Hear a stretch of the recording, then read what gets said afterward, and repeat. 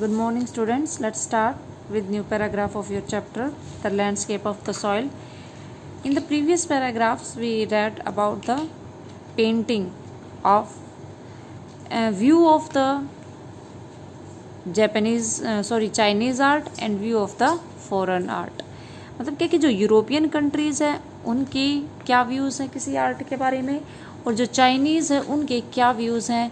Chinese क्या है कि भाई चाइनीज़ जो व्यू है वो क्या है, सरफेस है, वो सिर्फ ऊपरी तरफ से देखता है कि भाई इस पेंटिंग वगैरह में क्या है. लेकिन जो यूरोपियन आर्ट है वो क्या है बेटा, एक काफ़ी सेंसुअल है, काफ़ी स्पिरिचुअल है, और वो इनर मीनिंग ढूंढना चाहते हैं कि भाई इस आर्ट में एक इनर मीनिंग क्या है. तो ये उनका डिफरेंस है. ठीक है ना. आगे क्या कॉन्सेप्ट इन्होंने लिया इसको एक्सप्लेन करने के लिए देखिए. This concept is express as shanshui. ये जो कॉन्सेप्ट है, ये जो धारणा है जो इस चैप्टर में ली गई है, भाई बताया गया है कि भाई एक सरफेस लेवल को देखता है और एक इनर मीनिंग में जाता है, तो उस कॉन्सेप्ट को क्या बोला गया है, सेंसुई. लिटरली और मतलब क्या है कि इसका लिटरली मीनिंग जो होता है एक, वो क्या बनेगा, माउंटेन. लिटरली मीनिंग क्या होता है बेटा, कोई भी लिटरेचर से संबंधित साहित्यिक जिसको हम बोलते हैं, तो साहित्यिक अर्थ इसका क्या बनता है कि माउंटेन वाटर. ठीक है ना. सेंसुई माउंटेन वाटर कैसे है अभी आगे एक्सप्लेन करेंगे. विच use together represent the word landscape. कहता है कि एक माउंटेन वाटर वर्ड यूज करता है वो एक साहित्यिक रूप से सेंसुई को एक्सप्लेन करने के लिए, और जिसका विच यूज टुगेदर जिसको दोनों तरफ से यूज किया जा करता है, इकट्ठा यूज किया जाता है, और वो इकट्ठा यूज होने से किस चीज़ को रिप्रेजेंट करता है, वर्ड लैंडस्केप को. लैंडस्केप मैंने आपको बताया था कोई भूदृश्य. भूदृश्य क्या होता है, एक नज़ारा जहाँ मतलब क्या है कि एक दूर से कोई चीज़, एक कोई सीनरी बनाई जाए. ठीक है ना. एक सीनरी बनाई जाए और उसमें मतलब क्या है, एक प्राकृतिक चीज़ को दिखाया जाए. तो भूदृश्य जो होता है, भूमि के दृश्य को जहाँ बताया जाए, उसको हम क्या बोलते हैं, एक लैंडस्केप. तो इसमें कहता है कि जो माउंटेन वाटर वर्ड यूज जो करता है, विच इज यूज, तो उसको इकट्ठा यूज करने से वो क्या दर्शाता है, लैंडस्केप को दर्शाता है, भूदृश्य को. क्योंकि देखो माउंटेन्स और वाटर जब हम देखते हैं तो प्राकृतिक रूप से जो चीज़ें हैं वो एक व्यू देती हैं, हमें एक नज़ारा देती हैं, और जो एक लैंडस्केप बन जाता है. More than 2 elements of an image. कहता है कि वो एक इमेज सिर्फ एक तस्वीर नहीं है, वो एक तत्व है. जैसे कहता है कि एक तस्वीर से बढ़ के है वो. These represent 2 contemporary poles. और ये क्या दर्शाते हैं, 2 समकालीन पॉइंट बताते हैं इकट्ठे मिलके, मतलब क्या, एक एसेंशियल पार्ट, एक आवश्यक पार्ट, हिस्सा जो है उसको हमारे को पूरा करते हैं. Reflecting the Doest view of the universe. और साथ साथ में जो डोएस्ट पेंटर है जिसकी स्टोरी यहाँ बताई गई थी, जो आपने शुरू में पैराग्राफ में पढ़ी थी, कहते हैं उसकी झलक भी दिखाई देती है, जो एक यूनिवर्सल है, एक वैश्विक रूप है जिसकी कहानी में. मतलब क्या है कि वैश्विक रूप क्यों बोला बेटा, कि एक वो चीज़ है कि पेंटर जो वो होता है असली कलाकार, जो अपनी कला से मतलब क्या है उसकी वास्तविकता को दिखा दे. तो डोएस्ट क्या करता है, वास्तविकता दिखा देता है. वो कहता है ना कि पेंटिंग में वो जब वो गुफा के बारे में पूछते हैं, क्लैपिंग करते हैं, तो गुफा के अंदर चला जाता है एक उसमें. अब ये फिक्शन है बेटा, ऐसे कोई सच में नहीं जाता, लेकिन इसका मतलब क्या है कि कितनी रियलिटी थी, जैसे वो अंदर घुस गया हो. तो उसकी कला में इतनी रियलिटी थी, वास्तविकता थी, और वो वास्तविकता एक वैश्विक रूप धारण कर लेती है कि भाई पूरे विश्व का एक नमूना पेश करता है, वो अपनी दर्शाता है उसमें.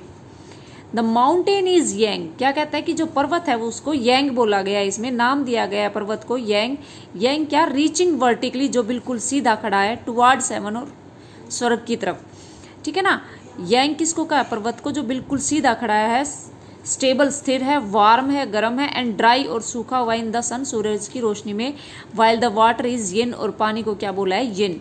ये काफ़ी इंपॉर्टेंट क्वेश्चन है बेटा इस चैप्टर का. और ये आता है कि भाई लैंडस्केप क्या है, कौन से वर्ड लैंडस्केप को डिस्क्राइब करते हैं, और वाटर, तो उसमें क्या है, लैंडस्केप को बताने के लिए वाटर वर्ड यूज़ किया गया है. वाटर को, माउंटेन को क्या बोला है, यांग, और वाटर को क्या बोला है, येन.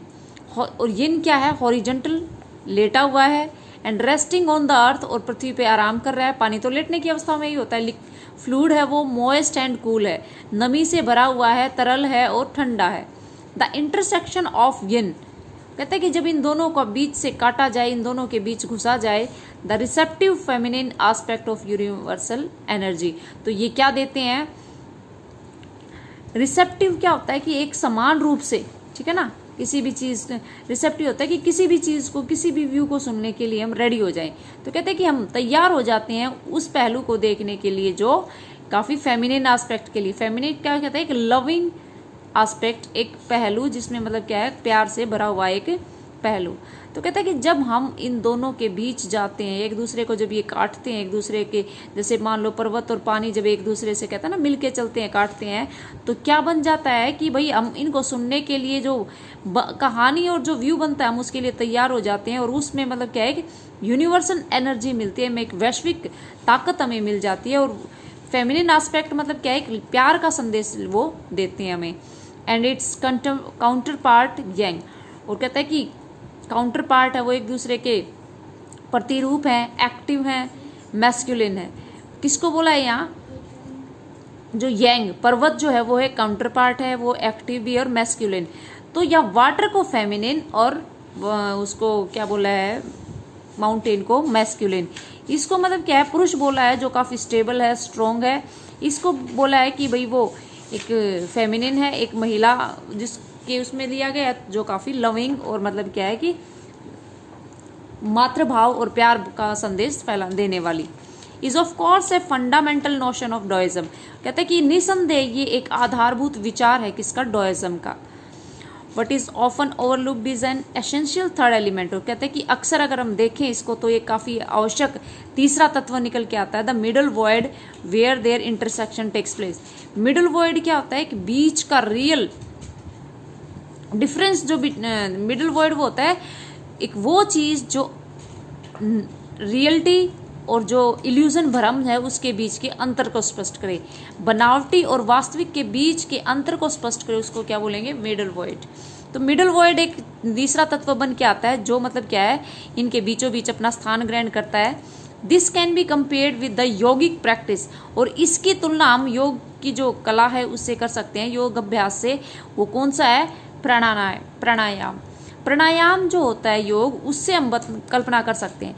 प्राणायाम में क्या होता है, वही जो बीच की चीज़ है उसको क्या बताया, middle void.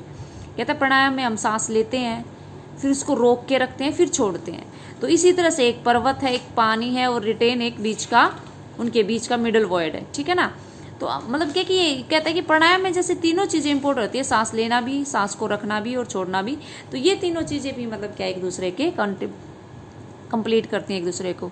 The suspension of breath is the void where meditation occur, कहते हैं कि जहाँ हम सांस लेते हैं उसको रोकते हैं, तो कहता है वही तो हमारा मेडिटेशन, ध्यान कहलाता है। The middle void is essential, और ये बीच का जो मिडल वॉइड है, ये जो बीच की धारणा है, ये बहुत ही आवश्यक है। Nothing can happen without it, इसके बिना कुछ नहीं हो सकता। Hence the importance of the white unpainted space in Chinese landscape, कहते हैं कि हाँ चाइनीज जो लैंडस्केप है उसमें मतलब क्या काफ़ी अनपेंटेड ये चीज़ दिखाई नहीं गई है, इसमें कोई भी मतलब क्या स्पेस नहीं है इस चीज़ के लिए, पेंट किया ही नहीं गया, इन चीज़ों को बताया ही नहीं गया इतने inner deeply. This is also where man finds a fundamental role, कहता है कि इंसान जो है वो भी अपना एक आधारभूत रोल मतलब क्या है कि अपना उसको मिलता है, एक रोल मिलता है, वो भी अपना हिस्सा दिखाता है। In that space between heaven and earth, इंसान कहाँ है, इंसान का जो रोल है वो किसके बीच में है, स्पेस और स्पेस है अपना लेता है, जो स्थान लेता है वो किसके बीच में, स्वर्ग और पृथ्वी के बीच में। तो इसके इन दोनों के बीच में कौन है, इंसान। ही becomes the conduit of communication, conduit मतलब क्या है कि एक पाइपलाइन हो जाता है, इंसान क्या एक पाइपलाइन बन गया है कम्युनिकेशन, बातचीत का, between both poles of the universe. ब्रह्मांड के जो पृथ्वी और जो स्वर्ग है उन दोनों से अगर बातचीत और उनके एक दूसरे की चीज़ों को एक्सप्लेन करने के लिए उनका माध्यम कौन है, इंसान। हिज प्रेजेंस इज एसेंशियल, और उसकी उपस्थिति बहुत आवश्यक है इंसान की। Even if it is not suggested, अगर इसको सलाह ना भी दिया जाए, फार फ्रॉम बींग लॉस्ट और oppressed by the lofty peak, कहता है कि ये जो पहचान है इंसान की, कहते हैं कि बहुत चीज़ों से दूर है, इसको रोका नहीं जा सकता और ये एक बुलंद चोटी है। He is in Francois Chinese wonderful expression, Francis Chinese उसको चैंग उसको क्या बोलता है कि ये बहुत महत्वपूर्ण और शानदार भाव है। The I of the landscape, और अगर भूदृश्य अगर तैयार होता है प्राकृतिक नज़ारे से, अगर हम प्रकृति को बना के उसका एक भूदृश्य तैयार करते हैं तो उसकी आँख कौन है, इंसान, वो एक बहुत महत्वपूर्ण हिस्सा इसमें अदा करता है। Till then here we have read tomorrow we will start with next paragraph. Thank you.